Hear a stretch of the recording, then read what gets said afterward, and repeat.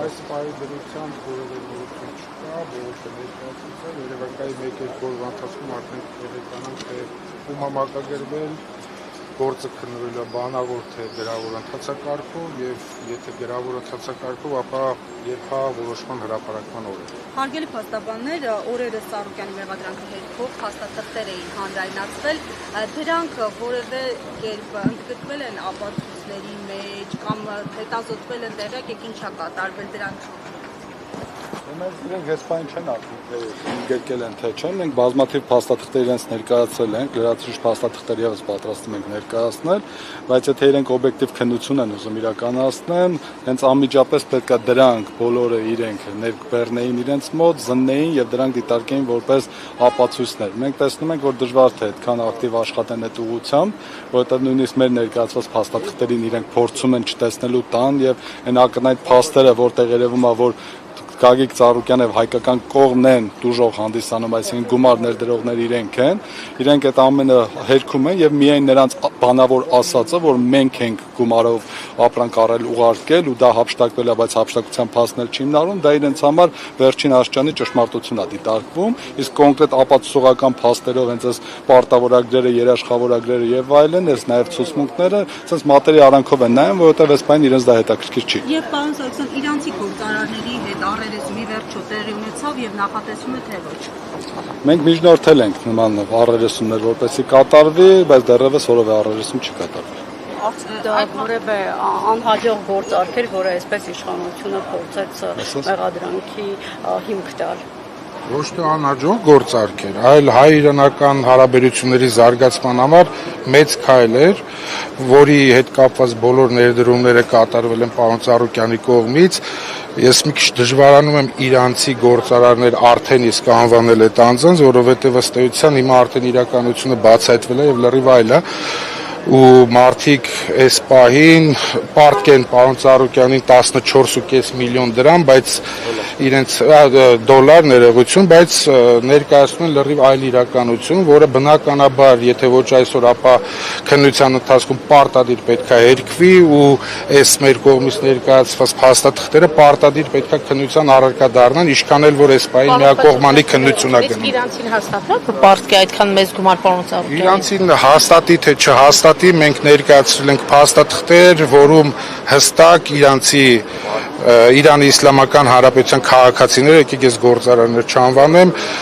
հստակ ստորագրել են պարտավորագիր, որով հիմնավորում է, որ իրենք 14.5 միլիոն դոլար պարտք են եղել պարոն Ծառուկյանի եւ պարտավորված են եղել վերադարձնելու այդ պարտքը 2 տարվա ընթացքում։ Իսկ այդ 2 տարվա ընթացքը ավարտվում էր հենց այս պահին, հետեւաբար մենք համոզմունք ունենք, որ նման գործելակերպը նրանց ուղղված է, որպեսզի այդ պարտավորությունները չկատարեն։ Պարոն Խաչատրյան, ներողություն, կալանավորման միջնորդությունը քննելիս, երբ որ այս փաստերը ներկայացրել եք ու ասել եք, որ կալանքի ենթակա չէ, հիմնավոր չի եւ այլն, դրա զուգահեռ ներկայացրել եք դատարանի, որ սա քաղաքական հետապնդում է, Փաշինյանի հայտարարությունը դատարանի ներկայացրել եք, քննիչը արձագանքել է, չգիտեմ, դատախազը ինչ-որ ձևով, այս քաղաքական ենթատեքստը ներկայացրել եք դատարանին։ Ոչ միայն ներկայացրել ենք, այլ նաև ուղիղ դատավորին հարց ենք տվել, արդյոք ինքը ի վիճակի է որպես դատավոր այս քաղաքական ճնշումների պայմաններում այս հարցին անդրադառնա, հատկապես որ Գագիկ Ծառուկյանը արդարացվեց ընտրակաշառքի վերաբերյալ գործով, որից հետո Հայաստան Հանրապետության վարչապետը հայտարարեց, որ դա կաշառքի դիմաց է տեղի ունեցել, հետևաբար մենք տեսնում ենք, որ այստեղ դատարանների նկատմամբ հստակ ճնշում կա եւ նույնիսկ դատավորին ասում ենք, դու ի վիճակի ես այս հարցին անդրադառնալու, ինքը նշեց, որ մենք ներկայացնենք մեր հիմնավորումները, ինքը դրա կանդրադառնա, բայց մենք տեսանք, որ որոշման մեջ ընդհանրապես դրան որևէ անդրադարձ չկա, որում ոչ միայն դրան։ Մեր կողմից ժամերով ներկայացված փաստարկներից գոնե մեկին չի անդրադարձել, գոնե հերքեր, գոնե գրեր, որ մենք ճիշտ չենք ասում, այսինքն անհնար էր դրանք հերքեր, որովհետև բոլոր ապացույցներով էին, ի տարբերություն քննչակամարների ներկայացուցի, որը որ ենթադրություններ էր, ընդհանրապես Իրանի քաղաքացիների ինչ որ հայտարարություններ։ Կներեք մի բան էլ ասեմ նախորդ հարցեր կապված, ուզում եմ որ դա շատ հստակ լինի բոլորիդ համար, էլի։ Ուրեմն տեսեք, Գագիկ Ծառուկյանը ամեն ինչ արել է, որպեսզի հայ-իրանական հարաբերությունները միաշրջան ավելի բարձր կանգնեն եւ նաեւ տնտեսական լուրջ զարգացում տեղի ունենա։ Այսինքն, երբ որ այս քաղաքացիները եկել են, իրենք ներկայացրել են, որ իրենք Իրանի պետության կողմից ունեն լիցենզիա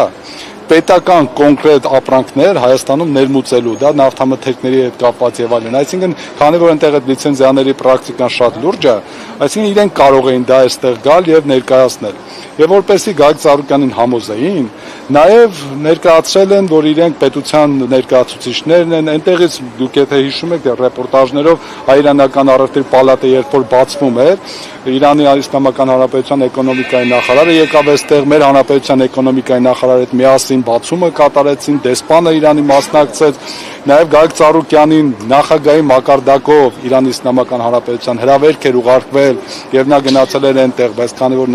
նախորդ նախագահան, որը վթարի ենթարկվելու պատճառով մահացավ, այդ նախագահի կողմից էր գնացել է բազմաթիվ նախարարների հետ հանդիպումներ տեղի ունեցել, ամենաբարձր մակարդակի հանդիպում են կազմակերպել եւ այս ամեն ինչը միտված է եղել, որպեսզի հայ-իրանական հարաբերությունները զարգանան։ Ու դրանից հետո ասել, որ գիտեք ինչ կա, Ծառուկյանը նպատակ չուներ այստեղ բիզնես անելու, միակ նպատակը խեղճ քաղաքացիները գային այստեղ նրանցից հափշտակություն կատարել։ Այսինքն Ծառուկյանը էլի, որ նույնիսկ ով բոլոր բնակավարներում բարեգործություններ է կատարում, սպորտում, մշակույթում, չգիտեմ, բժշկական հարցերում եւ այլն, այդ բոլորը դրա մասին գիտեք, այսինքն այդ ամեն ինչը ներդրումներ անելով հանդերձ, այսօր պետք է սպասել, որ Իրանի Իսլամական Հանրապետության ներկայացուցիչներին, որ այդպես ներկայանում, այսինքն այստեղ խափեր, հա։ Հետո շատ ներողություն, կարևոր հանգամանք կա մի հատ, որ այդքան ներդրում կատարելուց հետո պարոն Ծառուկյանը որևէ ներկայացուցիչ չի ունեցել հայ-իրանական առևտրի կենտրոնում, այսինքն ամբողջ կառավարումը թողել է նրանց վրա։ Մեկ ճիշտ գրում էլի, թե դուք պարտավոր չեք իմանալ ամեն դեպքում Իրանի Իսլամական Հանրապետության քաղաքացիները ազգությամբ իրանցիներ են, թե սա հնարավոր է նաև սադրանք լինի հայ-իրանական հարաբերություններում։ Չէ, կարծեմ թե իրանցի են, այսպես խորությամբ չգիտենք, բայց ինչքանով որ տեղեկատվություն ունենք, իրանցի են։ Մենք չենք կարծում, որ այստեղ սադրանք ընդհակառակը Իրանի Իսլամական Հանրապետությունը այս պահին եւս միջոցներ է ձեռնարկում, որպեսզի այս բարձր մակարդակի հարաբերությունները պահպանվեն, նույնիսկ լիցենզիան զրկել են այդ ներկայացուցիչներից եւ այլ ընկերության են տվել, որպեսզի նրանց հետ միասին շարունակվի։ Այսինքն իրենք էլ իրենց քննության արդյունքում բարձրացել են, որ իրենց քաղաքացիների կողմից կան չարաշահումներ, դրա մասին նույնիսկ պաշտոնական գրություններ կան եւ դրա հիման վրա իրենք փորձում են շարունակել եւ դրա մասին եթե չեմ սխալվում դեսպանը նաեւ իր հարցազրույցում իհարկե շատ դիվանագիտորեն անդրադարձավ, բայց նաեւ ընդգծեց Գագիկ Ծառուկյանի բարձր դերը այդ երկկողմ հարաբերությունների զարգացման մեջ եւ եթե այստեղ պետությունը Ծառուկյանի նկատմամբ չունենար նման վերաբերմունք պետական իշխանություն, ապա նրանք պետք է միայն նպաստեին, որպես այս հարաբերությունները խորը զարգացում ապրեին եւ այն Ծառուկյանի նախաձեռնությունը պետության համար մեծ օգուտներ կբերեր այդ թվում տնտեսական առումով։